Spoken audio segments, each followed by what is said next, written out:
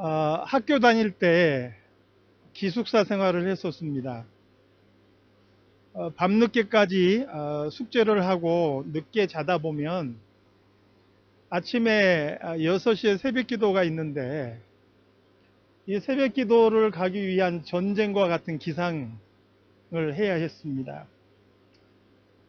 시계 알람을 맞춰놓고 자는데 기억에도 없는데 알람이 꺼져 있는 거죠.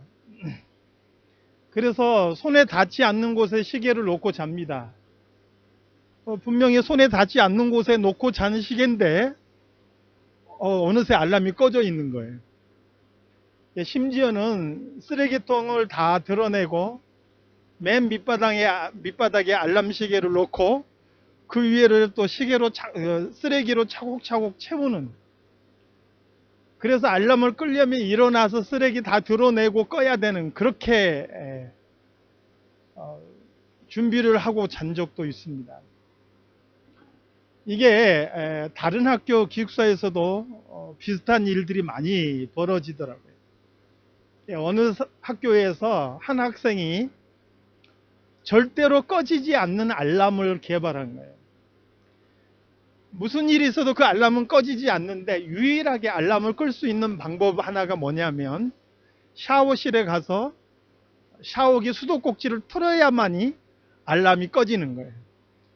얼마나 제 시간에 일어나려고 하는 것이 전쟁과 같은 일인지를 학생 시절에 많이 보여주었던 그런 일화이지요. 최근에 보니까 프랑스에서 개발한 건데 향기 알람이라는 게 나왔더라고요. 향기가 들어있는 캡슐을 넣어두고 시간을 맞춰두면 정해진 시간에 그 캡슐이 터지면서 익숙한 향기가 방 안에 싹 퍼지는 거예요. 사람은 자기에게 익숙한 향기가 갑자기 밀려오게 되면 우리의 후각세포가 예민하게 반응하면서 우리의 정신이 깨어난다고 합니다. 상당히 좋은 아이디어죠. 아침에 자고 있는데 어디선가 커피 향이 싹 몰려오면 저절로 눈이 떠지지 않겠어요? 우리 코가 맡게 되는 냄새는 의외로 많은 것을 우리에게 전달해 주죠. 심지어는 그 사람의 유전자까지 확인할 수 있다는 그런 연구가 있을 정도입니다. 생각해 보니까 세상 모든 것에는 냄새가 없는 게 없더라고요. 다 각자 고유한 냄새를 가지고 있어요. 사람이든 동물이든 식물이든 어떤 물건도요. 다 고유한 냄새를 가지고 있어요. 이런 사물뿐만이 아니고 계절이나 시간의 흐름이나 어떤 상황에 의해서 우리가 느끼거나 맡게 되는 냄새가 있죠. 봄에는 바람 따라 흘러오는 꽃향기를 우리가 맡기도 하고요. 여름에는 비 온 다음에 이게 흙냄새인지 비 냄새인지 모를 그 묘한 냄새가 풍겨오기도 하잖아요. 가을에는 사방에서 익어가는 과일 향기가 있는 것이고, 또 겨울에는 제가 개인적으로 좋아하는 냄새 중에 하나인데 추운 날 은근히 풍겨오는 그 장작 태우는 냄새, 정말 멋있어요. 정말 마음에 들어요. 이렇게 각 사물마다 또 시절마다 상황마다 그것이 품고 있는 고유한 냄새가 있다는 것이죠.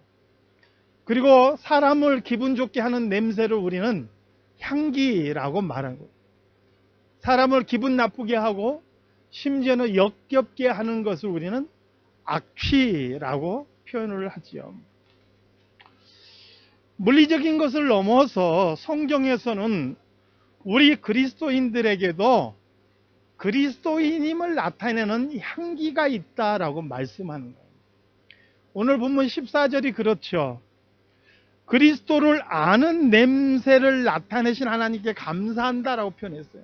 그러니까 우리에게 세상 속에서 그리스도인임을 알게 하는 냄새가 있는 거예요. 이어지는 15절 말씀에서는 이렇게 말하죠. 우리는 구원받는 자들에게나 망하는 자들에게나 하나님 앞에서 그리스도의 향기니, 저나 여러분이 분명히 지금 그리스도인으로서 어떤 지금 냄새를 풍기고 있다는 거예요. 이게 향기냐 악취냐? 성경에서는 분명히 향기라고 말씀하고 있죠. 그러니까 뭔가 하나님에게도 사람에게도 기분 좋은 그런 냄새면 분명한 거예요. 15절에서 언급하는 향기에 두 가지 방향성이 있는 거죠. 첫 번째는 뭐냐? 구원받는 자들 또 망하는 자들 이렇게 나눠놨지만, 망하는 자들은 이제 불신자들을 일컫는 거겠죠. 통틀어서 사람들이에요. 믿는 자들이나 믿지 않는 그 사람들에게 향기다. 또 하나는 하나님 앞에서 그리스도의 향기다. 오늘 우리가 하나님에게도 드려지는 향기다 하는 것이죠. 오늘 본문의 말씀은요, 살펴볼 내용이 많고요, 그 의미를 하나하나 캐볼 그런 내용들이 많은데 우리가 그 모든 것들을 다 할 수 없기 때문에 그냥 향기라는 내용을 가지고 오늘 잠깐 묵상하며 우리 스스로 돌아보는 시간을 갖기를 원합니다. 두 가지 측면에서 하나님께 향기라는 게 무엇을 의미하는 것이고 사람에게 향기라는 게 무엇을 의미하는지를 살펴보고자 합니다. 우리가 하나님에게 향기다라는 게 무엇을 의미할까? 성경에 보니까 하나님과 관련돼서 향기가 언급되어 있는 곳이 크게 이제 두 부분이 있어요. 첫 번째는 레위기이죠. 레위기 1장부터 8장까지는 이스라엘 백성들이 하나님 앞에 드렸던 5가지 제사를 언급하고 있어요. 내용이 굉장히 많은 것 같지만 사실은 번제, 소제, 그다음에 화목제, 속죄제, 속건제 이 5가지 제사 이야기를 하고 있는 거예요. 이게 8장에 걸쳐서 언급되어 있어요. 왜 그렇게 길게 언급되어 있느냐? 이 5가지 제사를 어떤 방법으로 드리느냐? 불에 태워서 드리느냐? 하나님 앞에 올려 드리느냐? 아니면 흔들어 드리느냐? 이 제사 드리는 방법에 따라서, 그리고 또 제사의 종류, 그 제물의 종류, 사람마다 경제적인 능력과 형편이 다르잖아요. 그 형편에 따라서 제물의 종류가 다 다른 거예요. 힘이 있는 사람, 능력 있는 사람은 소를 드리기도 하고, 그렇지 않는 사람은 비둘기나 그도 안 되는 사람은 곡식을 드리기도 하는, 이렇게 제물의 종류들이 또 다 다른 거예요. 또 각 상황에 따라서 드리는 제사가 달라요. 이런 걸 설명하느라고 좀 길게 되어 있어요. 이렇게 길게 설명되는 여러 가지 제사의 종류와 제사의 방법과 여러 가지 내용 중에서 계속해서 반복되어서 나오는 말들이 있어요. 그 말이 뭐냐? 이렇게 해서 드리는 제사들이 여호와께 향기로운 냄새다라는 거예요. 하나님의 말씀에 따라 하나님의 백성들이 하나님 앞에 드리는 그 제사가 하나님 앞에 향기로운 냄새다. 그래서 하나님께서 그 제사를 흠향하신다. 그 냄새를 받으신다. 맡으신다. 이렇게 표현하고 있다 하는 것이죠. 하나님께서 하나님의 백성들이 드리는 제사를 왜 기쁘게 받으시는지는 분명하죠. 그 제사야말로 예수 그리스도의 희생 사역을 우리에게 상징적으로 보여주는 거잖아요. 우리는 하나님과 원수되었고 하나님 앞에 나아갈 수도 없는 존재였지만 예수 그리스도께서 십자가에서 피 흘려 주심으로 말미암아 자격 없는 우리들이 오늘 이 시간도 예수 그리스도의 이름으로 하나님을 만나고 하나님과 교제하고 하나님과 한 가족이 되었잖아요. 이것을 예표하는 이 제사가 하나님께서 향기롭게 받으시는 냄새였다 하는 것이죠. 그러면 오늘날 우리 신약시대 성도들도 그렇게 재물 잡아서 태워서 하나님께 향기롭게 드려야 되느냐? 사실은 그것은 아니죠. 구약에서 드렸던 제사는 이미 예수 그리스도께서 십자가에서 자기를 드리심으로, 자신을 제물로 하나님 앞에 향기롭게 드리심으로 그 모든 것을 이미 이루셨죠. 그러면 오늘날 우리들이, 오늘 성도들이 하나님께 향기로운 제사라는 게 무엇을 의미하는 것인가? 로마서 12장 1절 말씀에서는 이렇게 말씀합니다.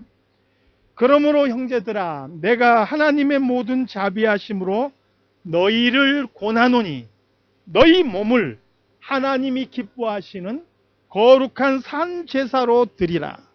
이는 너희가 드릴 영적 예배니라. 우리 몸을 하나님 앞에 거룩한 산 제사로 드리라는 게, 이게 영적 예배라는 거예요. 구약에는 제물을 태워서 하나님 앞에 드렸지만 오늘날에는 우리의 몸을 하나님 앞에 산 제사로 드려야 된다는 거예요. 영적인 예배라는 거예요. 이게 하나님 앞에 산 제사로 드린다는 게 무엇을 의미하는가? 로마서 6장 12절에서 13절 말씀해 보니까 이걸 구체적으로 이렇게 표현하고 있어요. 우리는 과거에는 예수 그리스도를 믿기 전에는 죄와 사망이 우리의 몸을 지배했죠. 그래서 몸의 어떤 욕구에, 죄의 본능에 충실한 삶을 살아갔어요. 그런데 예수 그리스도께서 우리를 대신하여 희생 제물이 되어 주시고 우리를 구원해 주신 이후로는 다시는 죄의 몸에 매여서 죄의 그 사욕에 충실한 삶을 살아서는 안 된다, 이렇게 말씀하고 있죠. 우리 너희 지체를 불의의 무기로 죄에게 주지 말고 오직 너희 자신을 죽은 자 가운데서 다시 살아난 자 같이 하나님께 드리되 너희 지체를 의의 무기로 하나님께 드리라, 이렇게 말씀하고 있는 거예요. 우리 몸을 가지고 이 땅을 살아가면서 죄의 본능에 충실한 대로 육체의 욕구를 만족시키는 대로 그렇게 살아가서는 이제는 안 된다는 거예요. 우리의 몸을 가지고 하나님의 나라와 의를 위하여서 의의 무기로 하나님께서 사용하시는 사람으로 그렇게 살아가라는 거예요. 이게 하나님 앞에 드리는 산 제사이고, 우리가 의식으로서 드리는 예배 이전에 하나님 앞에 드리는 영적인 예배다, 이렇게 성경은 말씀해 주고 있는 것이죠. 최근에 몇몇 목사님들을 만났고요. 또 여러 교회들의 상황과 형편을 이렇게 리서치해 본 적이 있습니다. 어떤 상황인가? 현장 예배가 시작이 된 지 한 달이 다 되어 가는데 각 교회들은 어떤 상황 속에 있는가 확인을 해봤어요. 목사님들이 고민이 굉장히 많아요. 한 달이 지났는데도 교인들이 반도 안 나오는 거야, 아직. 전화를 해보고 정말 안전장치 다 하고, 제가 교회들도 방문해 보니까 앞뒤로 한 칸씩 띄우고 맨 양쪽 끝에 이렇게 좌석표를 붙여서 사회적인 거리 띄우기도 확실하게, 거리 유지하기도 확실하게 준비를 해놓고, 또 마스크와 그리고 소독약 다 준비하고 교회 안에 방역도 다 해놓고, 그리고 혹시 위험할까봐 친교도 하지 않고 예배만 드리고 갈 수 있도록, 평소에 한 번 예배 드리던 교회도 두 번에 나누어서 예배 드리고 이렇게 다 준비를 했는데도 교인들이 반도체 안 나오는 거예요. 다 전화를 해보면 이유가 그거죠. 아직은 위험합니다. 특별히 나이 드신 분들은 자녀들이 말림 못 가게 하는 거예요. 절대 안 됩니다.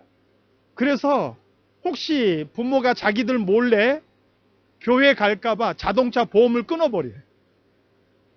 교회 못 가게. 그런 일들도 있는 거예요. 중요한 것은 뭐냐? 그렇게 위험하고 그렇게 안전을 조심해서 본인들이 교회를 안 나온다면 주중에 활동할 때도 그래야 되는데 주중에는 갈 때 다 가는 거예요. 마트에도 다 가고 놀러 갈 때 다 가고 만날 사람 다 만나는 거예요. 자기 할 것 다 하고 돌아다니는 거예요. 근데 주일에 교회 가는 것만은 안 되는 거예요. 이게 이제 코로나로 인해서 나타나는 하나의 현상 중에 하나이죠. 이 코로나 상황이 끝나면 달라질까? 크게 달라질 것 같지가 않다는 생각이 들어요. 한 목사님이 고민을 하면서 저한테 그런 얘기 하더라고요. 이번에 인터넷이나 온라인이나 영상으로 예배 드리다 보니까 집에서 가만히 앉아서 TV만 틀면 셀폰만 들여다보면 설교가 나오잖아요. 그러니까 어떤 교인이 자기한테 전화를 했더래. 목사님, 저 이번에 교회를 옮겼습니다. 그래서 깜짝 놀라가지고 어디로 옮겼나요? 했더니 사이버 교회로 옮겼습니다. 앞으로 저는 집에서 사이버 교회에서 예배 드릴 겁니다. 이렇게 이야기를 하더라고요. 그리고는 주중에 자기가 하고 싶은 거 다 하는 거예요. 제가 안전을 무시하고 교회 와서 무조건 예배 드려야 된다 이 이야기를 하는 게 아니에요. 뭔가 말하는 것에 형평이 안 맞잖아. 결국은 교회 오는 부분에서는 자기의 편리함을 추구하면서 핑계는 여러 가지 이유를 대지만 결국은 그거예요. 교회 오는 게 불편하고 피곤하고 뭔가 하고 싶은 건 많은 거예요. 누리고 싶은 건 많은 거예요. 그런데 그 시간을 빼서 예배 드리러 가는 것이 힘든 거예요. 거기에 대한 핑계가 너무나 적절하게 나타났을 뿐이에요. 코로나19라는. 사랑하는 성도 여러분, 이 세대를 본받지 마시기 바랍니다. 이 세대의 흐름을 따라가지 마시기 바랍니다. 우리의 몸을 불의의 병기로 들이지 마시고 하나님을 위하여 하나님의 나라와 의를 위하여 의의 무기로 하나님 앞에 드릴 수 있는, 그래서 거룩한 산제사로서 하나님께서 향기롭게 받으시는 영적 예배를 드리시는 우리 모든 성도들이 다 되시기를 주님의 이름으로 축원합니다. 요한계시록 5장 8절 말씀에 보니까 하나님 보좌 앞에 네 생물과 24장로들이 향이 가득한 금 대접을 가지고 있어요. 이 향이 성도들의 기도다 이렇게 언급을 하죠. 이어지는 8장 3절에서 5절 말씀에 보니까 이 성도들의 기도라고 이야기되어진 이 향과 제단에서 따로 받은 향이 합해져서 하나님 보좌에 올려지는 모습을 보여주는 거예요. 이 땅 위에서 성도들이 드리는 기도가 하나님께서 받으시는 이 향이란 거예요. 사랑하는 성도 여러분, 우리가 기도하는 것을 하나님께서 향기롭게 받으시는 줄로 믿습니다. 우리가 기도할 때 하나님께서 그 기도를 향기롭게 받으시고 능력으로 역사하시는. 그래서 요한계시록 8장에 보니까 그 향을 천사가 쏟아 부으니 우레와 천둥 번개가 쳤습니다.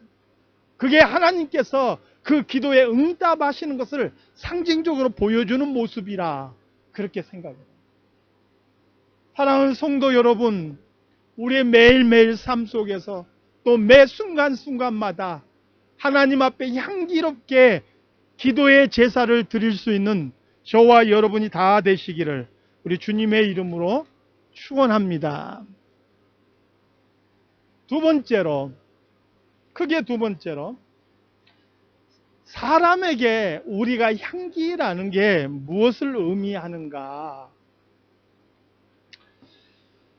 저도 종종 향수를 뿌립니다. 오늘은 사실 안 뿌리고 왔는데 종종 향수를 뿌릴 때가 있어요. 기분이 내킬 때 한 번씩 뿌리는데 참 좋은 향들이 많이 있는 것 같아요. 근데 많은 사람들이 좋은 향수를 언급할 때 얼마나 향이 강하냐를 언급하지 않는 것을 보게 돼요. 좋은 향수가 가지고 있는 두 가지 특징이 있는데 그게 뭐냐면 지속력과 확산력이에요. 지속력이라는 것은 오래 남는 거죠. 뿌리자마자 냄새가 사라지면 무슨 의미가 있겠어요? 오랫동안 머물러 있는 냄새. 확산력은 머물만 있는 게 아니라 그 냄새가 주변에 은은하게 퍼져가는 것을 말하는 거죠. 이 두 가지가 좋은 향수의 중요한 요소 중에 하나인 것이죠. 지속력과 확산력이 좋은 향수를 쓰게 되면 무슨 일이 벌어지냐? 그 사람이 싹 지나갔는데 사람들이요 지나갔다가 슥 한번 돌아보게 된다는 거예요. 이게 무슨 냄새지? 코끝을 스치는 그 냄새 때문에 다시 한번 뒤를 돌아보게 하는 효과가 있다는 거예요. 굳이 나 좀 한번 봐주세요 광고하고 요란하게 화장하고 멋있는 옷을 입지 않아도 그냥 스쳐 지나가는 그 향기 때문에 자기도 모르게 뒤돌아보고 그 사람을 다시 한번 바라보게 된다 하는 거예요. 사람들에게 우리가 그리스도의 향기다라는 말은 바로 이런 의미인 거예요. 강요하는 것도 아니고 실력 행사하는 것도 아니에요. 우리가 이렇다라고 큰 소리로 외치는 것도 아니에요. 그냥 그 사람에게는 예수 믿는 향기가 나서 저절로 다시 보게 된다는 거. 저 사람은 왜 저렇게 어떻게 저렇게 말할 수 있을까? 저 사람은 이런 상황에서 어떻게 저렇게 살 수 있을까? 이런 상황에서 저 사람은 어떻게 웃을 수 있을까? 다시 한번 그 사람을 바라보게 되는 것은 그 사람을 통해서 풍겨오는 그리스도의 향기 때문이라는 거예요. 손양원 목사님께서 자신의 딸 손동희 여사를 보내서 자기의 두 아들을 죽인 그 사람을 용서해 달라고 탄원을 했을 때 그 이야기를 전해받은 그 국군 대위가 그렇게 중얼거렸다 그러죠. 참 대단하신 분이구나. 왜 그 사람이 그렇게 중얼거릴 수밖에 없었을까? 세상 사람들과는 다른 선택을 한 거예요. 그런 상황에서 세상 사람들이라면 일반적으로 이런 선택을 하고 이렇게 말하고 또 이렇게 행동하는데 달랐던 거예요. 왜요? 예수 그리스도를 믿는 사람이기 때문에. 그게 그 사람에게서 풍겨나온 향기였고 그것 때문에 그분을 다시 한번 쳐다보게 된 거예요. 더 정확하게는 그분을 통해서 예수 그리스도를 쳐다보게 되는 것이죠. 그리스도의 향기라고 표현된 것에 주목하시기 바랍니다. 우리 모두가 각자로 살고 있지만 우리 모두에게 걸려 있는 게 바로 예수 그리스도의 이름이라는 거예요. 그리고 우리 예수 믿는 사람에게는 이렇게 풍겨나는 고유의 향기가 있다는 거예요. 이것이 갈라디아서 5장에서는 성령으로 말미암아 맺어지는 인격의 열매인 거죠. 사랑과 희락과 화평과 쭉쭉쭉 열거되는 이 9가지 열매가 사실은 우리의 신앙의 인격이잖아요. 성령으로 말미암아서 다듬어진 우리의 인격이잖아요. 우리의 말과 행동과 우리의 삶을 통해서 드러나는 우리의 인격이잖아요. 이게 바로 세상 사람들은 그리스도의 향기로서 맡게 된다 하는 거예요. 마태복음 5장에 의하면 소금과 빛처럼 세상 속에 드러나서 사람들로 하여금 그것을 보고 하늘에 계신 우리 아버지께 영광을 돌리게 하는 우리의 선한 행실인 거예요. 마태복음 5장 15절에서는 이렇게 말씀하죠. 이같이 너희 빛이 사람 앞에 비치게 하여 그들로 너희 착한 행실을 보고 하늘에 계신 너희 아버지께 영광을 돌리게 하라.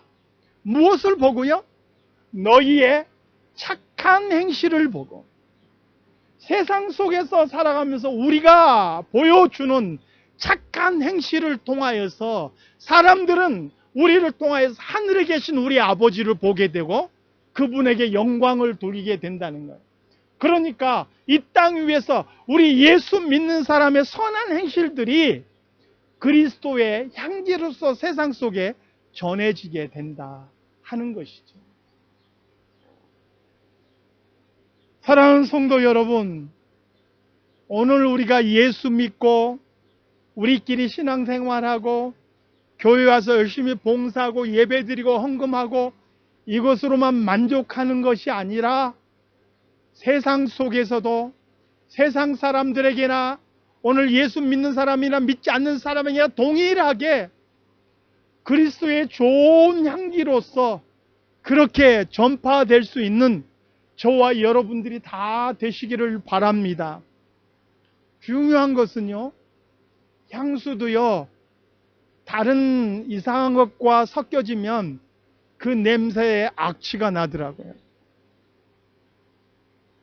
오늘 우리가 순수하게 하나님의 말씀에 따라 우리의 자신들을 돌아보고 삼가하고 그 말씀대로 순종하며 살아가면 우리의 삶과 우리의 행실이 그리스도의 향기로 드러날 거예요. 그런데 거기에 내 욕심이 섞이고 내 의지가 섞이고 내 꿈과 소망이 거기에 섞여 들어가는 그 순간 그것은 향기가 아니고 악취가 될 수 있는 거예요. 성경의 편대로라면 길가에 버리어 밟혀지는 소금과 같이 될 수도 있는 것이라 하는 것이죠. 사랑하는 성도 여러분, 우리 하나님 앞에 향기로운 제사로 드려지는 영적 예배를 드리는 성도일 뿐만 아니라 이 땅 위에서 예수 믿는 성도들, 교회 안에서나 교회 밖에서나 동일하게 예수 그리스도를 보여주고 예수 그리스도를 나를 통해서 반영해주고 그리고 사람들이 나를 통해서 예수님이 어떤 분인지를 볼 수 있게 되는 그런 성도들의 모습이 다 되시기를 바랍니다.